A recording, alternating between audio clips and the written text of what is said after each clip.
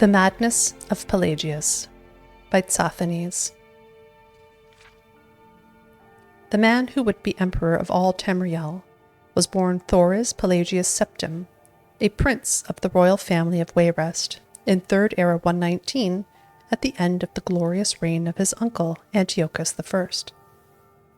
Wayrest had been showered by much preference during the years before Pelagius's birth, for King Magnus was Antiochus's favorite brother. It is hard to say when Pelagius's madness first manifested itself, for, in truth, the first 10 years of his life were marked by much insanity in the land itself. When Pelagius was just over a year old, Antiochus died, and a daughter, Kintyra, assumed the throne to the acclaim of all. Kintyra II was Pelagius's cousin, and an accomplished mystic and sorceress. If she had sufficient means to peer into the future, she would have surely fled the palace. The story of the War of the Red Diamond has been told in many other scholarly journals, but as most historians agree, Kintyra II's reign was usurped by her and Pelagius's cousin Uriel, by the power of his mother Potema, the so-called Wolf Queen of Solitude. The year after her coronation, Kintyra was trapped in Glenpoint and imprisoned in the imperial dungeons there. All of Tamriel exploded into warfare, as Prince Uriel took the throne as Uriel III, and High Rock, because of the imprisoned empress's presence there, was the location of some of the bloodiest battles. Pelagius's father, King Magnus, allied himself with his brother Sepphoris against the usurper emperor, and brought the wrath of Uriel III and Queen Potema down on Wayrest. Pelagius, his brothers and sisters, and his mother Uthyla fled to the Isle of Balfiera. Uthyla was of the line of Dereni, and her family manse is still located on that ancient isle even to this day. There is, thankfully, much written record of Pelagius's childhood in Balfiera, recorded by nurses and visitors. All who met him described him as a handsome, personable boy, interested in sport, magic, and music. Even assuming diplomats' lack of candor, Pelagius seemed, if anything, a blessing to the future of the Septim dynasty. When Pelagius was 8, Sepphoris slew Uriel III at the Battle of Ichidag and proclaimed himself Emperor Sepphoris I. For the next 10 years of his reign, Sepphoris battled Potema. Pelagius's first battle was the Siege of Solitude, which ended with Potema's death and the final end of the war. In gratitude, Sepphoris placed Pelagius on the throne of Solitude. As King of Solitude, Pelagius's eccentricities of behavior began to be noticeable. As a favorite nephew of the emperor, few diplomats to Solitude made critical commentary about Pelagius. For the first 2 years of his reign, Pelagius was at the very least noted for his alarming shifts in weight. 4 months after taking the throne, a diplomat from Ebenhard called Pelagius a hale and hearty soul with a heart so big it widens his waist. 5 months after that, the visiting princess of Firsthold wrote to her brother that the kings gripped my hand and it felt like I was being clutched by a skeleton. Pelagius is greatly emaciated indeed. Sepphoris never married and died childless 3 years after the Siege of Solitude.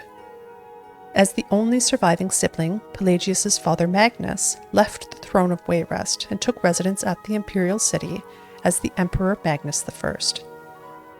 Magnus was elderly, and Pelagius was his oldest living child, so the attention of Tamriel focused on Sentinel. By this time, Pelagius's eccentricities were becoming infamous. There are many legends about his acts as King of Sentinel, but few well-documented cases exist. It is known that Pelagius locked the young princes and princesses of Silvernar in his room with him, only releasing them when an unsigned declaration of war was slipped under the door. When he tore off his clothes during a speech he was giving at a local festival, his advisors apparently decided to watch him more carefully. On the orders of Magnus, Pelagius was married to the beautiful heiress of an ancient dark elf noble family, Kataraya Ra'athim.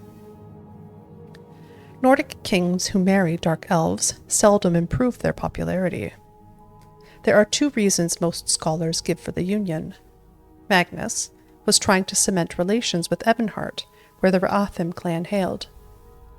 Ebonhart's neighbour, Mournhold, had been a historical ally of the empire since the very beginning, and the royal consort of Queen Berenziah had won many battles in the War of the Red Diamond. Ebonhart had a poorly kept secret of aiding Uriel III in Potema. The other reason for the marriage was more personal. Kateriah was as shrewd a diplomat as she was beautiful. If any creature was capable of hiding Pelagius's madness, it was she. On the 8th of Second Seed, Third Era, 145, Magnus I died quietly in his sleep. Joleth, Pelagius's sister, took over the throne of Solitude, and Pelagius and Kateriah rode to the imperial city to be crowned Emperor and Empress of Tamriel. It is said that Pelagius fainted when the crown was placed on his head, but Kateriah held him up, so only those closest to the thrones could see what had happened. Like so many Pelagius stories, this cannot be verified. Pelagius III never truly ruled Tamriel.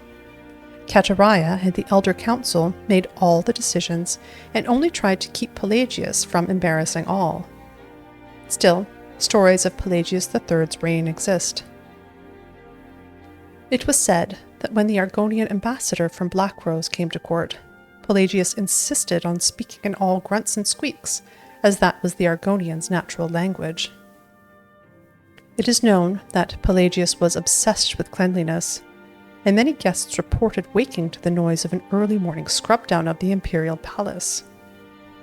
The legend of Pelagius, while inspecting the servants' work, suddenly defecating on the floor to give them something to do, is probably apocryphal.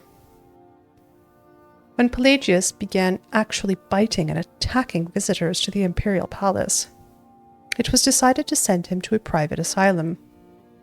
Kateriah was proclaimed regent 2 years after Pelagius took the throne. For the next 6 years, the emperor stayed in a series of institutions and asylums. Traitors to the empire have many lies to spread about this period.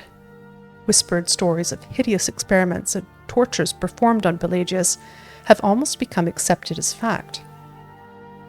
The noble lady Kateriah became pregnant shortly after the emperor was sent away, and rumors of infidelity, and even more absurd, conspiracies to keep the sane emperor locked away ran amok. As Kateriah proved, her pregnancy came about after a visit to her husband's cell.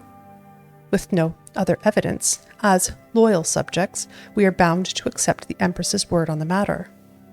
Her second child, who would reign for many years as Uriel IV, was the child of her union with her consort Lariat, and publicly acknowledged as such. On a warm night in Sun's Dawn in his 34th year, Pelagius III died after a brief fever in his cell at the Temple of Kinnereth in the Isle of Bethany. Kateriah I reigned for another 46 years before passing the scepter on to the only child she had with Pelagius, Cassander. Pelagius's wild behavior has made him perversely dear to the province of his birth and death. The 2nd of Sun's Dawn, which may or may not be the anniversary of his death, records are not very clear, is celebrated as Mad Pelagius, the time when foolishness of all sorts is encouraged. And so, one of the least desirable emperors in the history of the Septim dynasty has become one of the most famous ones.